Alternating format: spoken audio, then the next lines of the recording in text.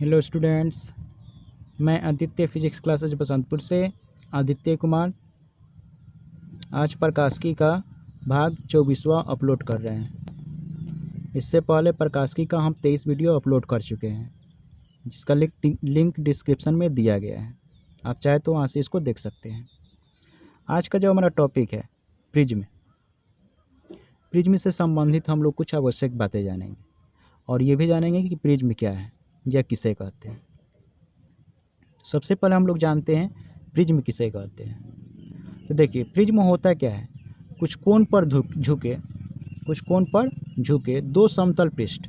जैसे दो समतल पृष्ठ ले लिए, जैसे एक समतल पृष्ठ हो गया और ये एक समतल पृष्ठ हुआ, और इसी को हम लोग क्या किए, कुछ कोण पर झुका दिए। कुछ कोण पर झुके दो समतल पृष्ठों के बीच जो घिरा हुआ पारदर्शक माध्यम होता है या पारदर्शी माध्यम जो होता है, उसी को प्रिज्म कहा जाता है। जैसे हम ऐसे भी समझ सकते हैं, जैसे यहाँ पे आप ध्यान दीजिए, जैसे यहाँ पे देख रहे हैं कि देखिए ये जो है एक सतह है, ये एक सतह हो गया और इधर एक सतह है। ये देखिए तो क्या है, ये कुछ कोण बनाया हुआ है। दोनों सतह एक दूसरे से क्या है, तो कुछ कोण बनाया हुआ है। तो कुछ कोण बना करके ही क्या है, ये दोनों सतह स्थित है। तो कुछ कोण पर झुका हुआ दो समतल पृष्ठों के बीच ये जो घिरा हुआ जो पारदर्शी माध्यम है, उसी को हम लोग क्या कहते हैं, प्रिज्म कहते हैं।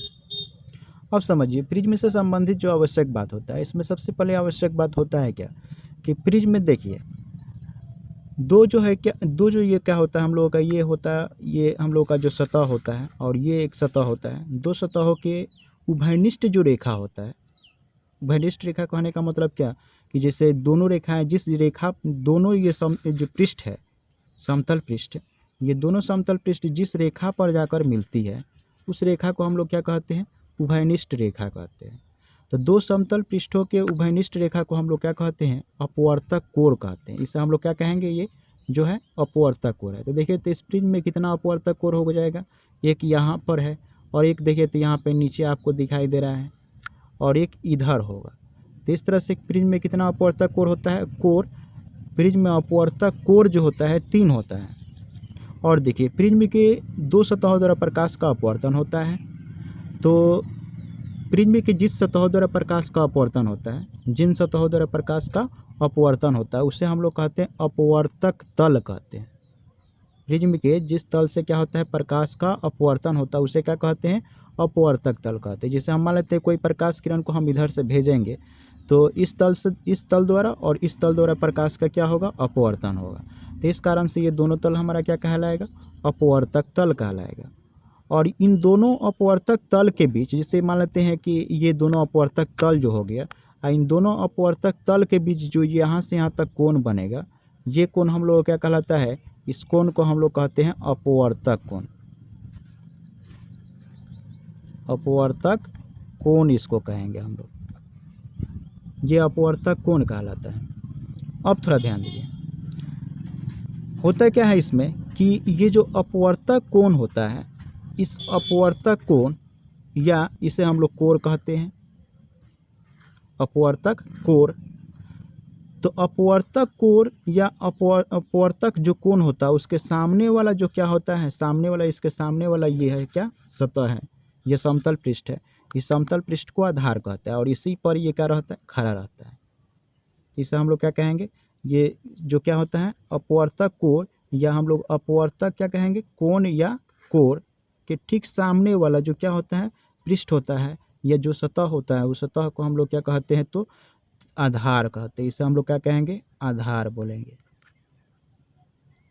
अब थोड़ा ध्यान दीजिए, ये जो होता है, जो कोण यहाँ पे है, इस कोण को हम लोग अपवर्तक कोण को ए से सूचित करते हैं। ये हम लोग प्रिज्म के बारे में जाने कि प्रिज्म में होता क्या है, कि प्रिज्म के दो समतल पृष्ठ जो होते हैं, दो समतल पृष्ठ जो होता है जिस रेखा पर मिलती है, या दो समतल पृष्ठों की जो उभयनिष्ठ रेखा होती है, उस उभयनिष्ठ रेखा को हम लोग क्या कहते हैं, इस उभयनिष्ठ रेखा को क्या कहते हैं, अपवर्तक कोण कहते हैं। प्रिज्म में ऐसे कितने कोण होते हैं, तो 3 कोण होते हैं। अब थोड़ा एक बात ध्यान दीजिए, ये जो सतह है, सतह अर्थात तल कह सकते हैं, ये समतल तल भी कहलाएगा। तो प्रिज्म में ऐसे तल कितने होते हैं? तो 5 तल होते हैं। जैसे खुद ही आप देखिए, एक ये तल हो जाएगा, एक तल ये होगा, एक तल यहाँ पे देख रहे हैं आप, एक तल इधर है और एक तल इधर है, और देखिए एक तल यहाँ पे नीचे हो जाएगा। तो प्रिज्म में कितने तल होते हैं? तो प्रिज्म में ऐसे 5 तल होते हैं। ठीक है।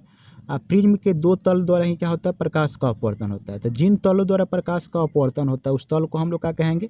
अपवर्तक तल कहेंगे। जैसे 1 और 2 द्वारा हम लोग का प्रकाश का अपवर्तन हो रहा है, इस कारण से 1 और 2 को हम लोग क्या कहेंगे? अपवर्तक तल कहेंगे। तो ये जाने कि कोर हम लोग के प्रिज्म में कितना होता है? 3 होता है। ये देखिए, एक कोर, दूसरा और तीसरा। सतह कितना होता है? 5 होता है। 1 2 3 4 और ये आधार हो गया एक, 5 होता है। ये होता है प्रिज्म से संबंधित कुछ आवश्यक बात। सबसे पहले हम लोग प्रिज्म का डेफिनेशन को लिखते हैं। प्रिज्म का डेफिनेशन लिखने से पहले हम एक बार फिर समझ लेते हैं कि प्रिज्म होता क्या है। तो प्रिज्म क्या होता है? प्रिज्म जो होता है, दो जो समतल पृष्ठ होता है, उस समतल पृष्ठ को हम कुछ कोण पर अगर झुका कर रख देते हैं तो उससे जो पारदर्शक माध्यम घिरा जाता है, उसी पारदर्शक माध्यम को क्या कहा जाता है? तो घिरे हुए पारदर्शक माध्यम को प्रिज्म कहा जाता है। अब जिसका हम डेफिनेशन यहाँ पे लिख देते हैं। देखिए, इसका डेफिनेशन हम यहाँ पे लिख दिए हैं। कुछ कोण पर झुके दो समतल पृष्ठों, समतल की जगह पर हम लोग चाहे तो पृष्ठ ही बोल सकते हैं या सतह भी बोल सकते हैं। समतल सतह या समतल पृष्ठ के पृष्ठों के बीच घिरे हुए पारदर्शी माध्यम को क्या कहते हैं? प्रिज्म कहते हैं। जैसे आप यहाँ पे फिगर में देख रहे हैं, यहाँ पे देख रहे हैं कि ये पहला सतह है और ये दूसरा सतह है। दोनों सतह क्या है? एक दूसरे से कुछ कोण पर स्थित है। तो इन दोनों सतहों से जो घिरा हुआ पारदर्शक जो माध्यम है, उसी को हम लोग क्या बोलेंगे? प्रिज्म कहते हैं। ठीक है। अब कहता है क्या कि प्रिज्म की जो क्या होते हैं, ये दो जो सतह होते हैं, दोनों सतहों को उभयनिष्ठ रेखा जो होता है, इस उभयनिष्ठ रेखा को हम लोग क्या कहते हैं? अपवर्तक कोण कहते हैं। तो अपवर्तक कोण का डिफिनीशन हम लोग क्या देंगे? तो प्रिज्म की जो क्या होते हैं, दो अपवर्तक तल के उभयनिष्ठ रेखा को क्या कहते हैं? अपवर्तक कोण कहते हैं। तो हम इसे लिख देते हैं।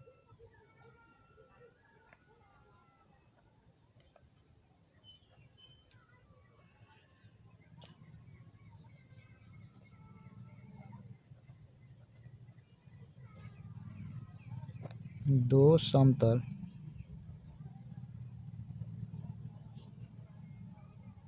पृष्ठ, तो हम इसका डेफिनेशन यहाँ लिख दिए। प्रिज्म के दो समतल पृष्ठों के उभयनिष्ठ रेखा को क्या कहते हैं? अपवर्तक कोण कहते हैं। ठीक है। प्रिज्म में कितने कोण होते हैं? तो प्रिज्म में 3 कोण होते हैं। प्रिज्म में कितने कोण होते हैं? 3 कोण होते हैं। तो प्रिज्म में इसमें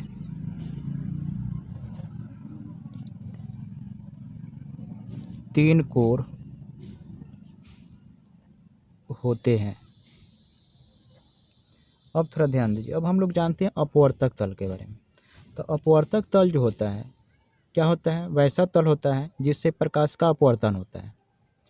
तो प्रिज्म के जिस तल द्वारा क्या होता है? प्रकाश का अपवर्तन होता है, उसे अपवर्तक तल कहते हैं। तो हम इसका डेफिनेशन यहाँ पे लिख देते हैं कि प्रिज्म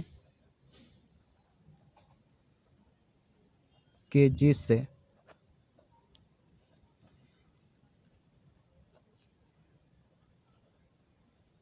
तल द्वारा प्रकाश का अपवर्तन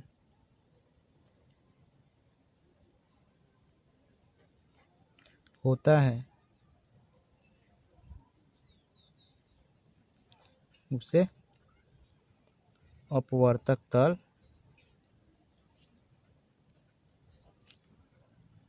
कहते हैं। ये हुआ हम लोगों का अपवर्तक तल के बारे में। अब थोड़ा ध्यान दीजिए, ये जो क्या है हम लोगों का, ये जो कोण है हम लोगों का, ये अपवर्तक कोण है। इसे हम लोग क्या कहते हैं? अपवर्तक कोण कहते हैं। तो अपवर्तक कोण के बारे में हम लोग थोड़ा डिफिनीशन जानते हैं, और उसके बाद हम लोग जानेंगे आधार और विचलन कोण के बारे में जानेंगे। तो हम सबसे पहले ये जान लेते हैं कि अपवर्तक कोण किसे कहते हैं। देखिए, अपवर्तक कोण जो है हम लोगों का,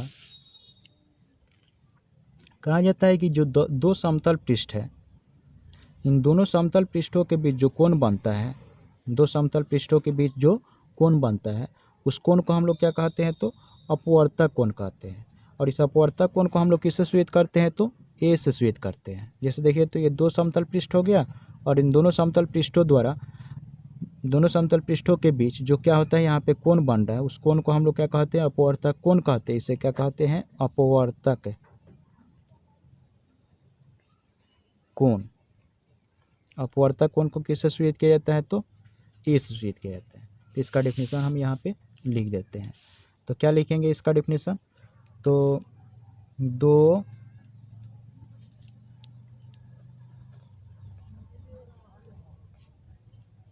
अपवर्तक तल के बीच बने कोण को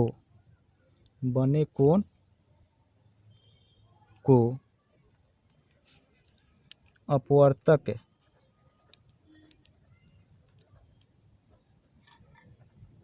कोण कहते हैं। इसे हम लोग किससे सूचित करते हैं, तो इसे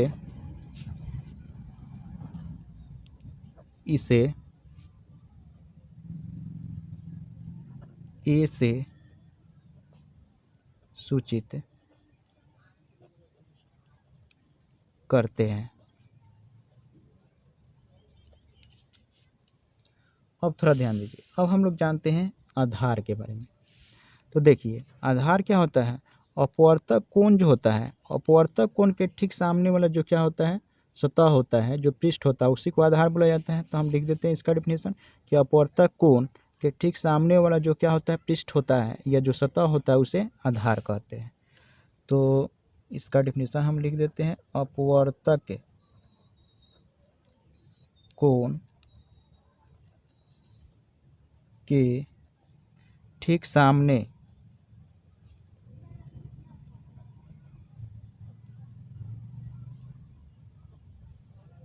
तो इसका डेफिनेशन हम लिख लिए कि अपवर्तक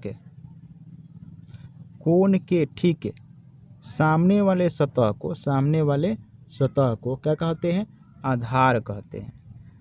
ठीक है, प्रिज्म में आधार कितना होता है, एक ही होता है। क्या है कि प्रिज्म जो होता है एक ही तल पर क्या होता है, खड़ा होता है। जैसे देखिए तो ये आधार है इसका, इसी पर ये खड़ा रहता है। ठीक है, अब हम लोग जानते हैं विचलन कोण के बारे में।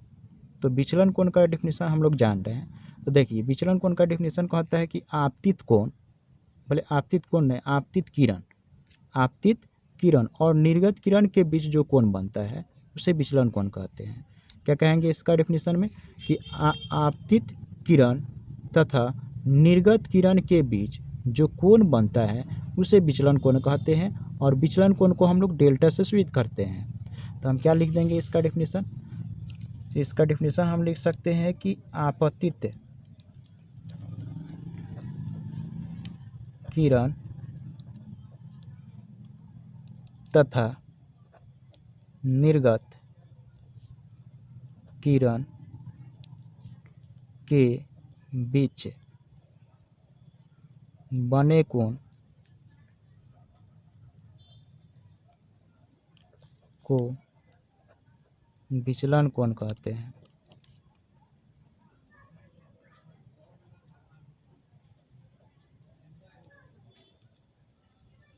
इसे डेल्टा से सूचित किया जाता है। इसे किससे सूचित करते हैं, डेल्टा से।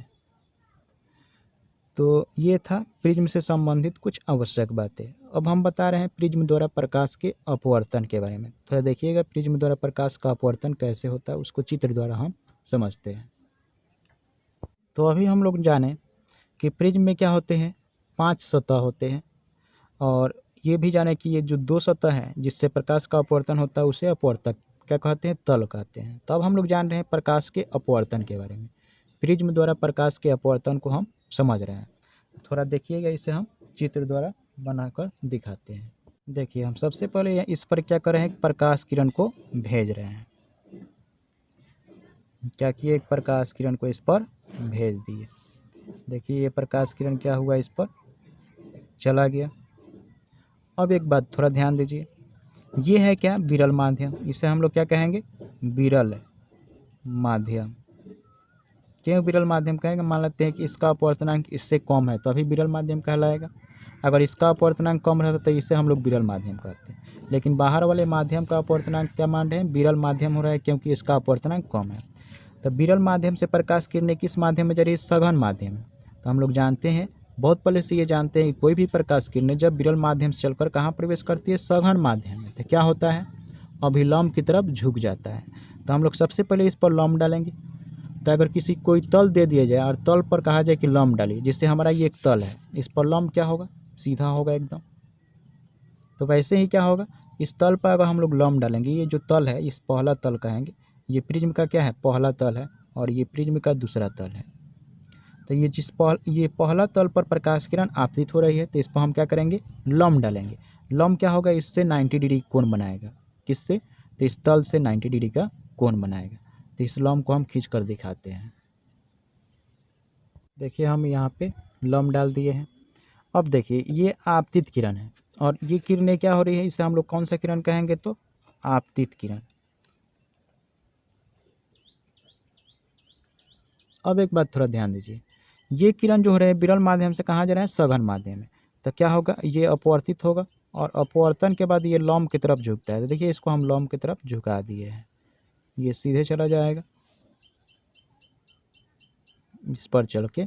अब देख रहे हैं कि ये जाकर दूसरे सतह से टकरा गया। तो अब हम लोग बहुत पहले से ये जानते हैं कि जब प्रकाश किरणें, आप देख रहे हैं कि यहाँ पे अब सघन माध्यम से कहाँ जा रहे हैं, विरल माध्यम में। जब प्रकाश किरणें सघन माध्यम से अब विरल माध्यम में जाएगा तो अभिलंब से दूर भागेगा। सबसे पहले हम लोग इस पर लंब डालेंगे, तो ये इस पर हमारा क्या हो जाएगा, लंब हो जाएगा। ये हम क्या कर दिए, इस पर लंब डाल दिए। लंब देखिए यहाँ से ये 90 डिग्री कोण बनाएगा, ये भी 90 डिग्री कोण बनाएगा। तो अब हम देख रहे हैं कि प्रकाश किरणें सघन माध्यम से कहाँ जा रहे हैं, विरल माध्यम। तो सघन माध्यम से विरल माध्यम में जब प्रकाश किरण जाती है तो क्या होता है, अभिलंब से दूर भागती है। तो ये इस तरह से क्या होता है, ये अभिलंब से दूर भागती है। ये जाने हम लोग प्रकाश के अपवर्तन के बारे में। अब थोड़ा ध्यान दीजिए, तो ये आपतित किरण है और अभिलंब के बीच हम लोग चाहे तो आपतन कोण आई से इसको सूचित कर सकते हैं। और ये अपवर्तित किरण अभिलंब के बीच बने कोण को अपवर्तन कोण कहते हैं, जिसे आर सूचित करेंगे। और इसे हम लोग क्या करते हैं, इसे आर डैश मान लेते हैं, और इसे हम लोग क्या मान लेते हैं, आई डैश मान लेते हैं। ठीक है, तो इस तरह से हम लोग आज जाने प्रिज्म से संबंधित कुछ आवश्यक बातें, और प्रिज्म द्वारा जाने कि प्रकाश का अपवर्तन कैसे होता है। आज हम इस टॉपिक को यहीं तक रहने देते हैं। अगले दिन इस प्रिज्म का अगला टॉपिक हम बताएंगे। ये वीडियो आपको अच्छी लगी हो तो इसको लाइक, सब्सक्राइब और अपने दोस्तों के बीच शेयर ज़रूर करिएगा।